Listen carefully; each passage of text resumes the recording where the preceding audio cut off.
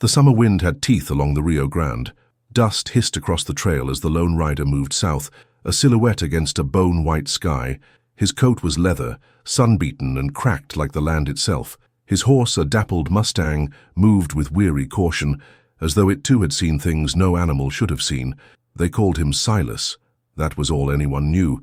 He was known in dry towns and lonesome cantinas from Del Rio to Lordsburg, the silent one with the deep-set eyes.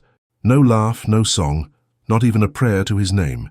Just work, tracking men, guarding cattle, burying the dead. He spoke to no one, not since the border skirmish near Devil's Gap 5 years back. Some said a bullet had ruined his voice. Others whispered darker tales. Silas never corrected them. He followed no trail that day, he just rode. Toward midday he reached a canyon split in the rock, Choke Canyon, the Comanche used to call it.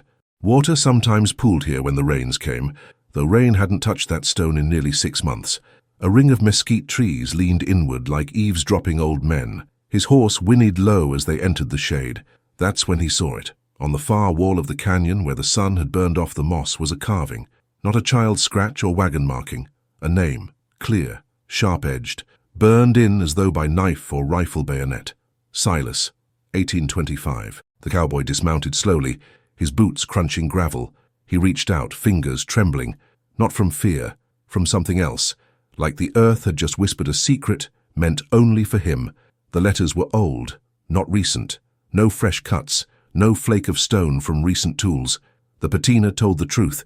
This had been here for a long while. And the date, 1825. He stared at it for nearly an hour, long enough for the sun to shift and shade to fall across the name. He didn't speak, didn't write anything down, but something inside him, a tight coiled wire he'd carried since boyhood, snapped loose. When he finally moved, it wasn't back toward the river. He turned east, toward El Zopilote. The town of El Zopilote sat baked into the mesa like a bone in old bread, half Mexican, half Comanche in blood and story. It was a place people passed through but never claimed. Old men sat in doorways drinking mezcal. Children watched strangers like feral cats. The law came through once a month, just long enough to remind folks they were still in Texas. Silas had passed through before, always unnoticed. But now he dismounted in front of the cantina and stepped through the swinging doors, spurs silent, boots steady. Inside, a man behind the bar turned from wiping glasses. He was short, wide in the shoulder, his hair silver and braided down his back. Comanche blood, Silas guessed. Maybe Mexican too. The bartender paused. His eyes narrowed. "Name?" he asked in Spanish. Silas didn't answer. The bartender's brow furrowed. He looked closer. "Name?" he asked again, now in English. "You got one?" Silas stepped forward. He reached into his duster, not for a gun, but for a small folded paper. On it, sketched quickly in charcoal, was the stone carving. Silas, 1825. The bartender stared at it, then at Silas. He said nothing for a long time, then he muttered, "You need to speak to old Juana. She remembers names." That evening, Silas climbed the hills behind the town to a shack stitched from cedar and river stones. Smoke curled from its crooked chimney. Inside, the woman they called Old Juana stirred beans in a cracked pot, humming a song Silas hadn't heard since he was a boy, a lullaby in a language he didn't understand, but that stirred something ancient in his chest. She looked up before he knocked. "I knew you'd come," she said softly. He stepped in. She studied his face. "You found the rock." He nodded. She touched his cheek, weathered hand shaking. "You are not the first, Silas," she whispered, "but you may be the last." The fire in old Juana's hearth cracked softly, casting long shadows across the cedar walls. Silas sat in silence, his gloved hands resting on his knees. His hat hung on a crooked nail by the door. Outside, coyotes howled faintly from the arroyos. Inside, time slowed. Juana poured thick coffee into a tin cup and set it before him. Her hands trembled with age, but her eyes, those storm-dark eyes, never left his face. "You carry his bones in your face," she said at last. Silas raised a brow. "The first Silas," she explained. "The boy they took, the boy the Comanche raised, then lost. You wear his shadow." Silas sipped the bitter coffee. "Sit, I'll tell you." El Zopilote had been little more than a watering hole in the 1820s, Juana said. But even then, blood stained its soil. Back then, the river tribes and Mexican ranchers clashed often, fighting over horses, cattle, women, pride. In 1823, a wagon train from Tennessee limped into the valley, led by a preacher named Elijah McCrae and his wife Margaret. With them traveled a boy, 4 years old, pale-haired, green-eyed. His name Silas McCrae. That same year, a Comanche war party struck the camp, burning the wagons, killing most. But they didn't kill the boy. They took him. For years he was raised among the Comanche. They called him Sucker, Little Rock. He hunted, rode bareback, spoke their language better than his own. By the time he was 15, he'd forgotten he was ever white. Then came the betrayal. In 1840, during a temporary truce, Texas Rangers invited a delegation of Comanche to San Antonio to negotiate peace. It was a trap. The whites opened fire on the unarmed Comanche in a stone building now called the Council House. Dozens died, including Chaka's adoptive father. Chaka fled, riding west across the river, carving his Christian name and the date into the canyon wall where he'd first tasted water as a captive child. Silas, 1825. Then he vanished. Some said he rode into Mexico. Others whispered he was killed by bounty hunters unable to fit in either world. But he didn't vanish, Juana said, looking deep into Silas's eyes. He left a child. Silas stiffened. Your mother, Juana continued, was called Alma. She was born in Llanos on the Mexican side. Her father was a rider of Comanche blood with the green eyes of a ghost. He spoke little, smoked in silence, and he wore a knife carved with the letters SM. Juana reached under her cot. From beneath wool blankets, she withdrew a rusted blade in a cracked leather sheath. She handed it to him. The initials were there. SM scratched by hand, worn by time. This belonged to the first Silas, she whispered, and now it belongs to you. Silas rode out before dawn. He didn't speak, didn't thank her. But his silence wasn't the same. It was heavier. The knife hung from his belt now. Its weight shifted as he rode east, toward the borderlands near the Pecos, where the name McCrae still held teeth among ranchers and old soldiers. There were rumors of a Captain Amos McCrae, a hard man with a badge and a hatred for savages, a man old enough to have known Elijah McCrae. If there were answers, Silas figured, they'd be found there. But the trail wasn't cold. Riders were watching him. Dust kicked up behind distant ridges, faces hid behind chaparral, and someone had marked his passing with a sign carved into a fence post outside an abandoned mission, a vertical slash through a circle, Comanche blood sign, a warning. 2 nights later, outside a cantina near Pecos Crossing, a shot cracked the silence. Silas ducked just as a bullet shattered the bottle by his head. He dove for cover behind a barrel, drawing his revolver. Voices barked in Spanish and broken English. McCrae bastard dies tonight. Return fire sparked from his Colt. 2 shapes fell in the dust. When the smoke cleared, one attacker lay moaning, gutshot but alive. Silas crouched beside him. Who sent you? The man spit blood. Amos McCrae says you carry savage blood. Says you're a mistake that should have stayed buried. Silas's eyes darkened. The ghosts of 1825 had awakened, and now they were hunting. The Pecos winds howled with grit and sorrow as Silas wrapped the bleeding man's shirt tight against the wound. He didn't do it out of mercy. He needed the man to live, long enough to talk.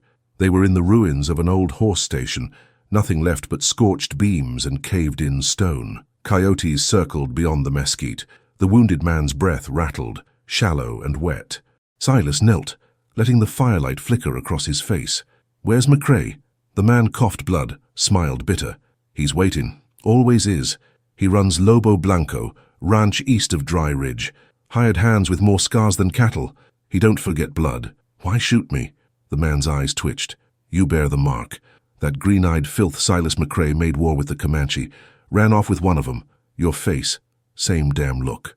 Silas stood, towering in the firelight. His hand brushed the worn initials on the knife at his belt. SM. His inheritance. He didn't kill the man. Left him there with water and a matchbox. If the coyotes came first, so be it.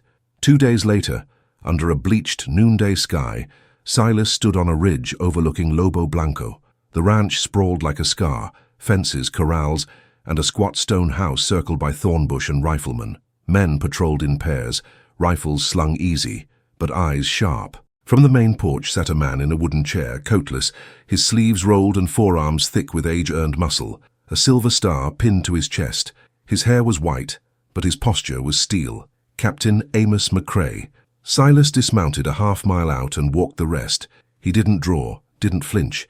He just walked. By the time he reached the gate, 4 men had rifles leveled. McCrae waved them down. Let him through. Silas stepped into the yard, boots kicking dust. McCrae stood slowly. Up close, the man looked carved from sandstone, creases like arroyos, eyes like pistol barrels. He studied Silas for a long beat. "You got his face," McCrae said. "Hell, boy, you're a ghost walking. What's your name?" Silas said nothing. McCrae smirked. "Still the silent type, huh? Guess that runs in the blood." He walked down the porch steps, closing the distance. "You know who I am?" Silas nodded. "Then you know this ain't a social visit. You're digging where dirt should stay settled." Silas slowly unhooked the knife from his belt, holding it out. McCrae's eyes flicked to the initials. Then he laughed, a hard, joyless sound. "Figures you'd bring that. He left it behind when he ran, after he betrayed us." Silas tilted his head, questioning. "Your grandfather," McCrae growled, "was a goddamn traitor. We raised him when the savages took everything. He was supposed to be one of us, but he came back wearing feathers and war paint. Tried to broker peace with the Comanche. Said we owed them. McCrae's lip curled. "Hell, I was a boy then. Saw him in San Antonio. Thought he'd come back to us. Instead, he warned the tribe. Nearly got me killed. That knife? That was my father's. Elijah's." McCrae's voice dropped. "You think blood can hide behind silence? You think a man can run from where he comes from? You came here, Silas. That tells me something still burns in you." Silas stared. Then slowly he took the charcoal sketch from his coat, the carving on the canyon wall, held it up. McCrae's face darkened. "Don't matter what he wrote. Doesn't make him kin. He's dirt. And you're just the sprout of a bad seed." That night, Silas camped beneath a cottonwood grove. He didn't sleep, just sat with the knife, the sketch, and a burning ache in his chest that no whiskey could dull. He heard horses before he saw them, 3 riders. One carried a torch. Silas dropped the lantern and rolled into the brush just as the first shot rang out. His horse screamed, hit. He returned fire, once, twice. A rider fell. The others circled wide. It wasn't random. They'd come to finish him. When the smoke cleared, Silas pulled a cloth from the dead man's coat. A map, a marked trail running south, deep into Comancheria. It ended at a location labeled Dead Horse Butte, and beneath that, scribbled in an old hand, "Where the boy became stone." Silas stared at it. Dead Horse Butte, the place of the first Silas's exile, perhaps his death. If he wanted the truth, the whole truth, he would have to ride there, but he wouldn't ride alone. He knew just the woman who remembered names and carried stories in her bones. By dawn, Silas was back in El Zopilote. The cantina was shuttered and quiet, but old Juana's fire was already crackling. She sat cross-legged on the dirt floor, burning dried sage, her lips moving in a language Silas did not know. When he entered, she opened one eye and gave a tired smile. "You went to him," she said, not asking. Silas nodded. She motioned to the knife still hanging at his hip.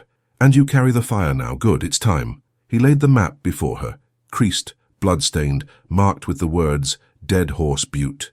Her eyes narrowed as she traced the lines with a gnarled finger. "Do you know it?" he asked softly. "I do," she replied, "and so did your grandfather." Dead Horse Butte was no longer Comanche land. It had been stripped, sold, and fenced a dozen times over since Texas became Texas. But the butte itself remained untouched. Cursed, some said.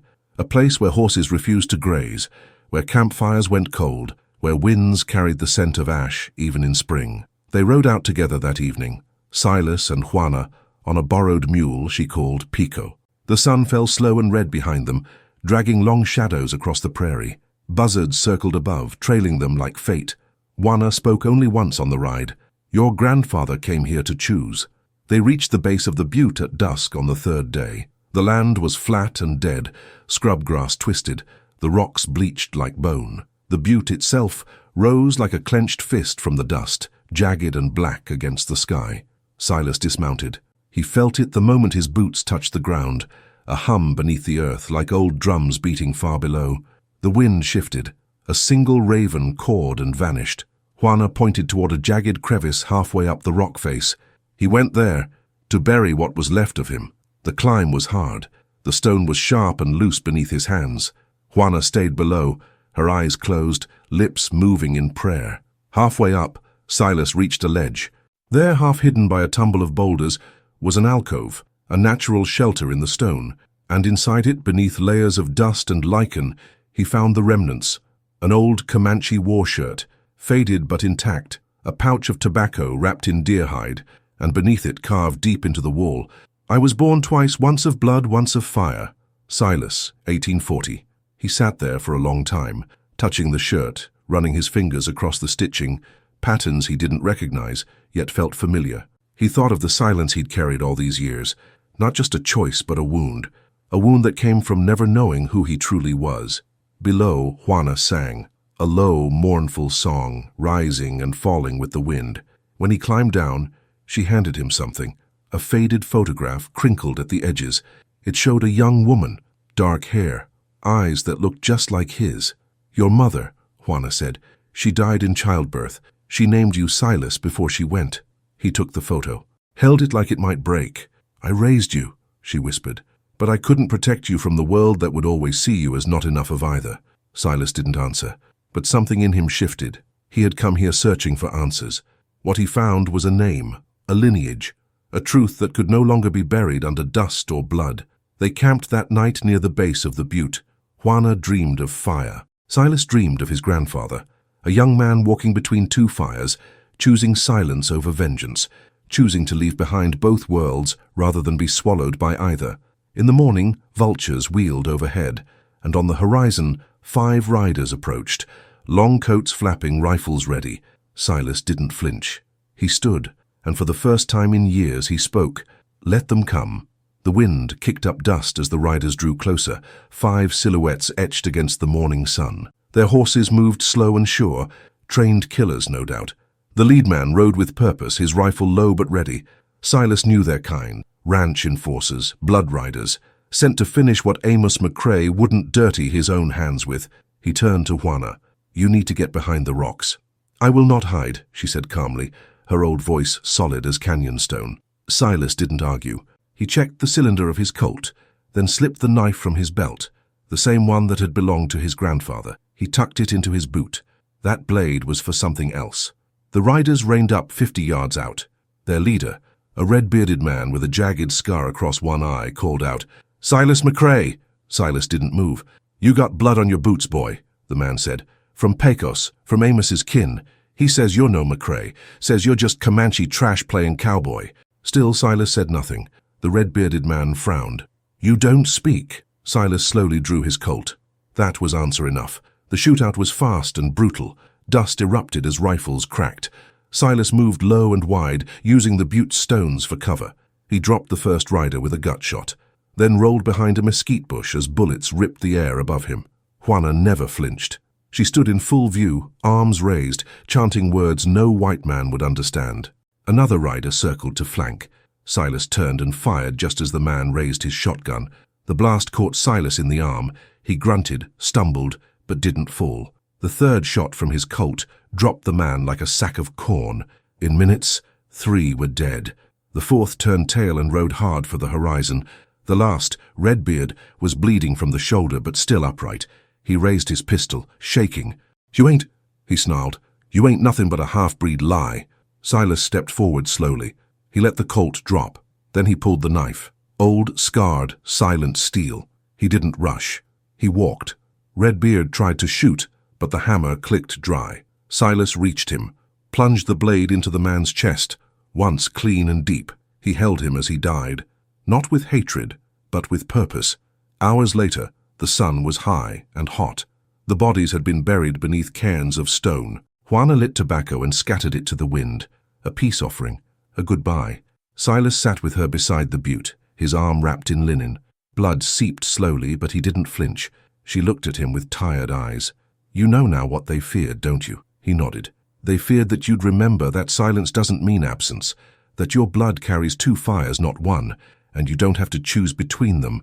You already are both." Silas looked down at his hands, one stained with blood, the other holding his grandfather's war shirt.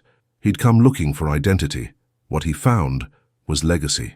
A week later, a rider passed through El Zopilote. He spoke of a man seen near the border, riding south, not fleeing, just moving on.